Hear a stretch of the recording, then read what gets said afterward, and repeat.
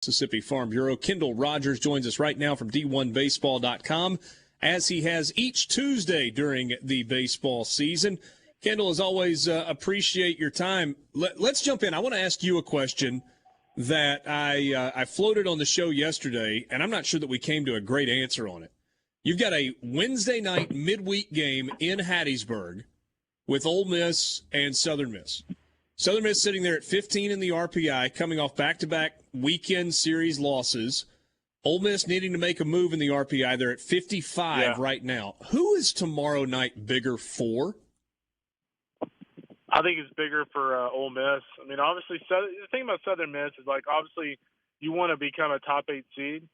But at this point, I feel like if Southern Miss handles its own business the rest of the way in conference play and plays really well in the conference tournament, which it should, being at the Pete, I think they're probably still going to get a top 16. I think Ole Miss, every loss at this point for Ole Miss is huge, and every win at this point is huge for Ole Miss. So I think for me, it's the Rebels. Because, I mean, here's the thing about Ole Miss is as bad as the season's gone for them, you're starting with that sweep over the weekend against Mizzou. You are seeing a pathway to making the postseason, and I think we all know this team. If they could just get there, they can make a lot of noise.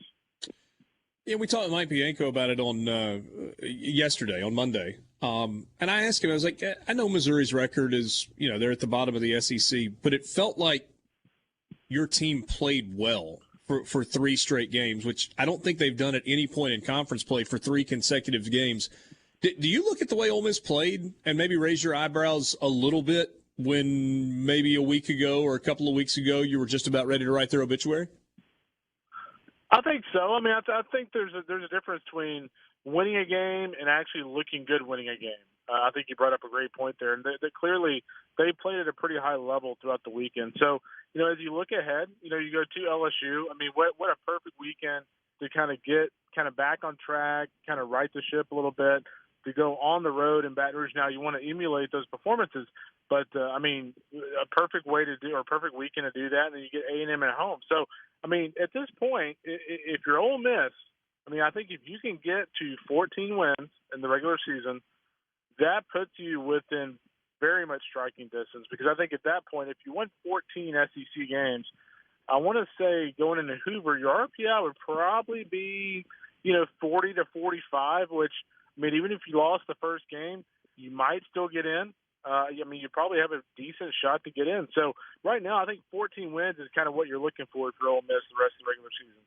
But to get to 14, that means series wins in each of the next 2 weekends. That means they've got to win 2 in Baton Rouge. Or sweeping one. Well, yeah, you're right. The thing about A&M, as good as their season's been, if you can find a way to beat Detmer on a Friday night, they can absolutely be beaten in both of the last 2 games because their weekend started after the first game get a little iffy. Who do you 100% without question believe in right now in the SEC? And I guess Tennessee is the easy answer, but I'm curious if that changed at all. I don't know, Tennessee? Well. Yeah, I mean. They did just lose twice to Kentucky Arkansas this weekend. Yeah, I mean, that was a weird series. I don't know if you're watching that series. That was a weird It was weird. I mean, there was nobody there. It was rainy. It was cold. I don't know. I thought Tennessee looked like they'd rather be anywhere but Lexington last weekend. So I'm kind of holding a mulligan for that one. I still think Tennessee, when you look at how loaded they are with the pitching, how deep they are, offensively, I still love all their components. I will say this, Arkansas showed me something against Auburn. This is a team that offensively, Richard, hasn't been what we thought they would be coming into the season. But if you look at just the way that Auburn series played out, Robert Moore, who's really struggled this year, I think he entered the weekend hitting like 195 in the SEC. He gets that big 3-run home run. Kendall Diggs, just like he did against Ole Miss with a big home run.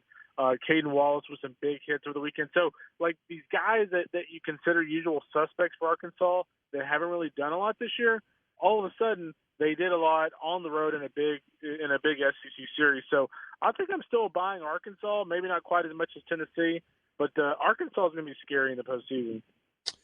Kendall, how do you make sense of this year in college baseball? And maybe a reminder for all of us that you got to let the entire season play out. But I guess it was last week, looking at the top 25, 5 of the preseason top 10 were not even ranked. Now, I know Texas has slid back in, and you got some teams that are playing a little bit better. Yeah. Vanderbilt back into the top 25 and trying to kind of make a move.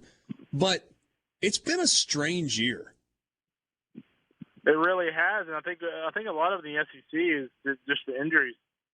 I mean, if you look at whether it's Ole Miss or whether it's Florida. I mean, even Ole Miss. Thomas Diamond, Derek Diamond, excuse me. Derek Diamond had that the injury in the off season, which kind of held him back. At least it held him back earlier this year.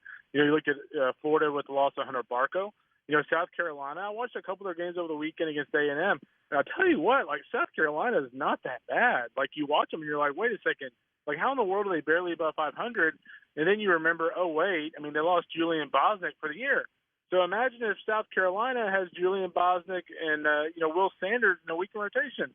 It's a totally different picture. I say the same thing with Mississippi State. I get it. Mississippi State is not playing very good baseball whatsoever. But I'm just telling you, if Landon Sims is healthy, and guys like that, like I just feel like the attitude, the complexion, the confidence of that kind of team is totally different. So I think for me, I think the common denominator would be just injuries around college baseball, and also too at the mid-major level, the number of old players. I mean, look at Southern Miss, for instance. I feel like Danny Lynch has been in Hattiesburg for 10 years. I feel like Gabe Montenegro. I feel like he played in like the 2017 like Baton Rouge Regional. Like that's how old he seems. So like the teams at quote unquote mid majors or upper mid majors that are playing well are all teams that are very old. So I think it's injuries, and there's a lot of old teams out there. Kendall, when is the it happens early in football. Sometimes it happens early in basketball. It seems less that it happens early in baseball. When does the coaching carousel start spinning for 2022? And do you expect some major changes?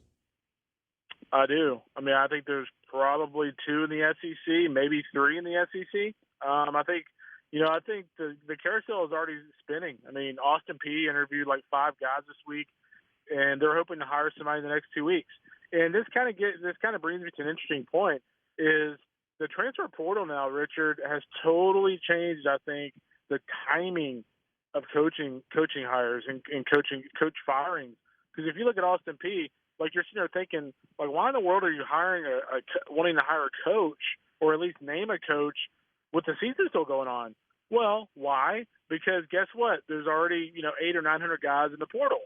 So you've got to get a guy in line so he can start hitting that portal, hard. So I think if you're going to see changes, they're going to happen really, really quick in the offseason because I had somebody give me a list of guys that they expect to be in the portal, and it's just like, goodness gracious, like the who's who of, guys that are either at mid-majors or at bad power conference teams that are absolutely raking or absolutely putting together a great year on the mound. So I think teams are going to be in a hurry if they're making a change. But the SEC, 2 to 3 probably. I mean, I'm making an assumption here. I mean, there's been so much conversation around Mike Bianco and Ole Miss and the future of that program, and we'll wait and see. That's one where the season is absolutely going to have to play out first. I mean, are Kentucky and South Carolina the other 2 that you're really looking at? Yeah, those would be the other 2 for me. I think you look at South Carolina, and granted, Mark Kingston's had some really bad luck this year. I mean, they've got like 3 or 4 really good arms that are out for the year. But you know what? There are a lot of teams in college baseball that are going through that. And this is a results-oriented business. I think if you look at Kentucky, Kentucky to me, positionally more so than anything, they've had the players to be in the discussion, for a regional bid the last couple of years. And they just haven't been in that position. Now, they could get red hot here the final 2 weekends, put themselves in position to get in that large bid. But if you're Mitch Barnhart, you want to see a little bit more consistency. They had the drama in the offseason a couple of years ago, so there's that aspect. And you have Ole Miss, and Ole Miss. I agree with you. I think Ole Miss is one of the things you want to see play out because the last thing I want to do is sit there and say, oh well, without a doubt they're parting ways with Mike Bianco. Then all of a sudden a team that's talented gets into the tournament and they go on a run. Then all of a sudden, like what you thought was a sure thing suddenly isn't a sure thing. So I would put it this way on Ole Miss. I think the ball is going to be in Mike's court in terms of the way the team plays. I think if this team sputters down the stretch and doesn't make the tournament, I think the writing is on the wall. I think if this team plays or, you know what, off like they did against Missouri, plays well, makes the tournament, makes a little bit of a run, I think all bets are off. It's going to be interesting to see how it all plays out over the next few weeks. Kendall, as always, we appreciate your time. We'll catch you again next week. You got it, buddy. Good talking to you. Kendall Rogers from D1 Baseball.